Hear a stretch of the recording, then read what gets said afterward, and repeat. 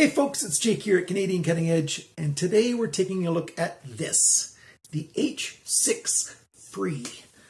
And I know this is going to have a limited audience, it's just the way it is. A lot of people really like flicking their knives or flipping their knives. Anything to make the blade come flying out and making a nice kind of sound and a satisfying whack.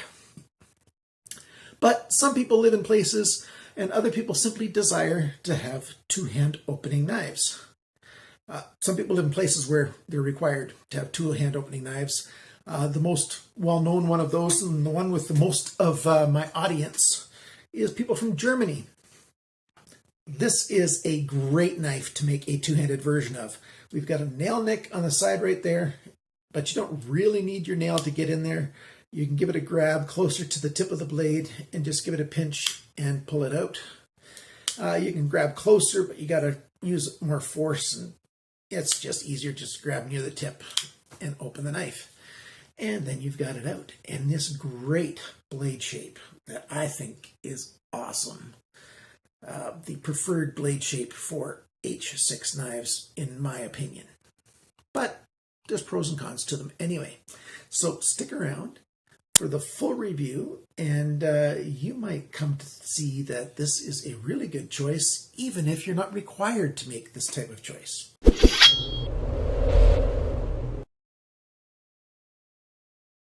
Okay guys, welcome to November 1st, 2018.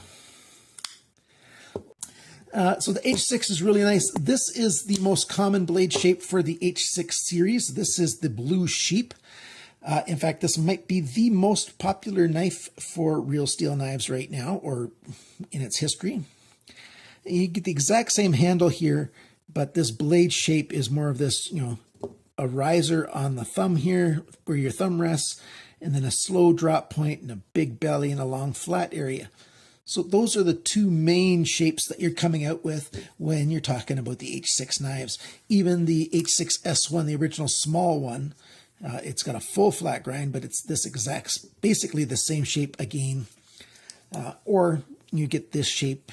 This is a saber grind, which is a high flat, or a hollow grind you can get with this exact same blade shape. But I like this blade shape.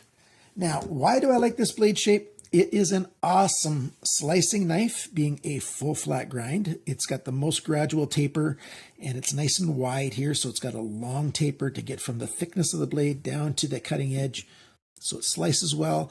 It's got a great point for piercing or doing precision kind of work. Now, mind you, the point on this knife is a little more thin, a little more delicate. No, delicate's the wrong word.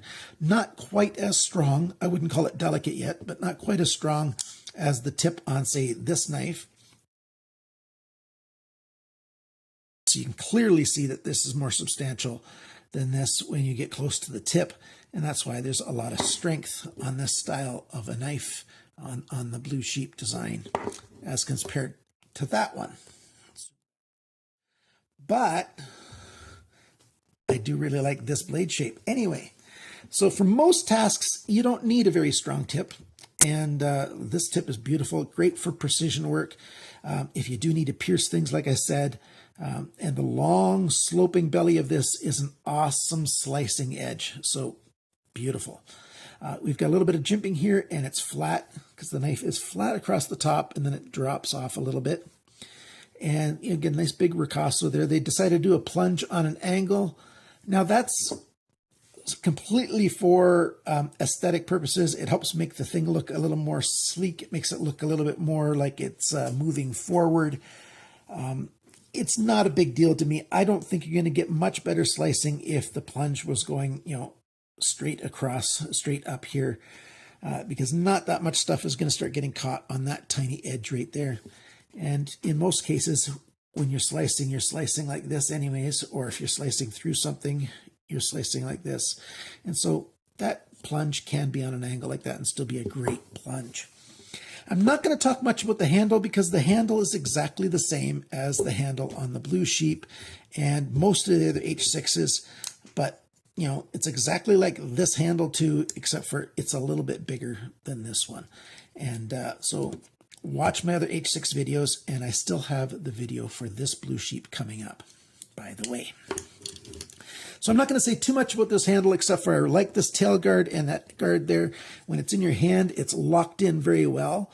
And as you can see, hands larger than mine can be on here. And if you're not familiar with my channel, I say repeatedly, my hands are just on that stage between extra large and large in North American men's glove sizes, between 10 and 11 in European sizes, hand sizes for men. So a big hand can fit in here, not a super, super big one, but a big hand can fit in this knife. And all the different grips, especially this reverse grip, is very secure. The jimping of the back spacer that comes around really helps the knife to be locked into the hand. The handle just fits beautifully. And if your hand does slide down, it's going to stop right there at the most. Great, great grip. You've got a pocket clip that's tip up or tip down, which is really good. Since this is a two-hand opening knife anyways, it's not a knife that's all about getting opened in a super hurry. So the handle, that's basically talked about. Lockup is great. No blade place side to side, up and down from the factory, and the position for the lockup is awesome. Blade centering is pretty near perfect. The naked eye can't see any problem there at all. And, you know, it's a very good knife. By the way, it's a stainless steel tube there for your lanyard, which is kind of cool. Little extra step. Now again, back to the blade. The only thing I think I forgot to mention was they've got a nice ricasso.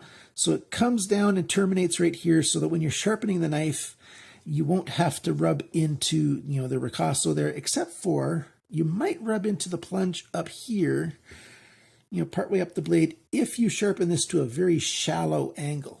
But that shouldn't be a problem. It is sharpened to a good angle from the factory, and I'll talk about that in just a... No, why don't I do that right now? I'll do the measurements right now and then talk about all those things about the blade and the angles and stuff. All right, let's zoom in a little and do our dimensions. Cutting edge is 9.2 centimeters, which is 3.62 inches, and so is the blade length. Same thing. The blade thickness is 3.5 millimeters, which is 0.1378 inches. The blade depth, so that's from cutting edge to spine right there, is 2.9 centimeters. That's 1.14 inches. The thickness of the edge right behind the grind is, again, just under 0.5 millimeter. I've been having so many knives lately that are 0.49 millimeters. That's 0.0193 inches. The grind angle, that's the angle that they sharpen the knife at. This side is 22.5 degrees, where it says H6 free. And this side here is more shallow at 18.5 degrees. So that is a 5-degree difference, but since it's on either side of 20 by almost exactly the same amount, actually no, 1.5 off on one side and 2.5 degrees off on the other side. Okay, so it's not quite exactly the center, but this guy will sharpen up nicely to 20 degrees per side, and even right now, it's not terrible, although I've seen real steel do even better, but this is quite good compared to what the average knife manufacturer does for grind angle. So good on you, real steel. Let's keep going. The handle length. The handle length is 12.1 centimeters, which is 4.76 inches, so 4 3/4 inches, and just under, well, over 3.5 inches. So not bad balance right there. The grip area in between here is 9.7 centimeters. That's 3.82 inches. And the handle thickness, not counting the pocket clip, is 1.4 centimeters. That's 0.55 of an inch. Beautiful. The handle depth, that's the spine to the belly right here, is 2.9 centimeters. That's 1.14 inches. Same number as this. Haha. And the knife depth right here is 3.6 centimeters. I forgot to put that in inches, and the inches are on the screen right here. The total total length of this knife, yes, I opened it with one hand, is 21.4 centimeters, 8.43, so just under 8.5 inches. It weighs 161 grams, which is 5.65 ounces. This is the heaviest H6 that I've had. And now it's time to see what Bandit's barking about. The next thing to talk about is the price. How much does this knife cost? So let's zoom back out for the final talk. For the final comments, I should say. We've got a beautiful stonewash on here, and haven't talked about that before. It's a little bit more of a, it's not as fine a stonewash as I spotted on the H6S1. So that knife has got a much more fine texture for the stonewash. This one seems like it's got bigger little lines in it. For lack of a better way of saying it. Maybe you can see the difference if you look at the H6S1 video, and you can see that on the handle scales, it's more of a coarse stonewash, and on the blade, it's a more fine stonewash. This is the more coarse stonewash here on the H6 Free. Being 14C28N, this is a beautiful knife to own. I don't mind the weight at all. I'll show you pictures of the inside.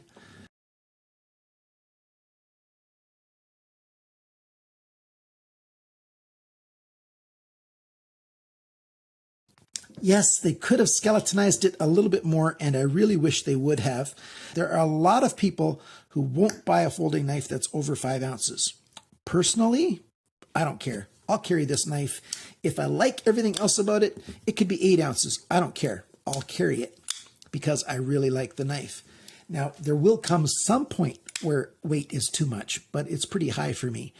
But this knife, I do believe, could be under 5 ounces.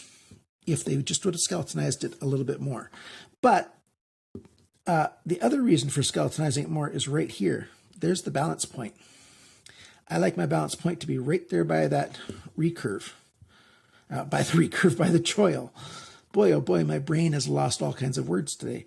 So having the balance point back here, if they would have skeletonized it, it'd be a better balance point.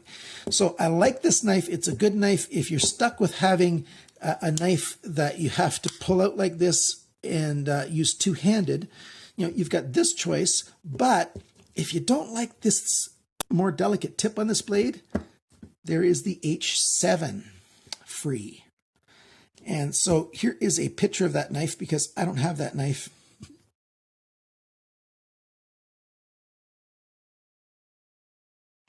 And I do believe that that edge tip is even stronger on that knife.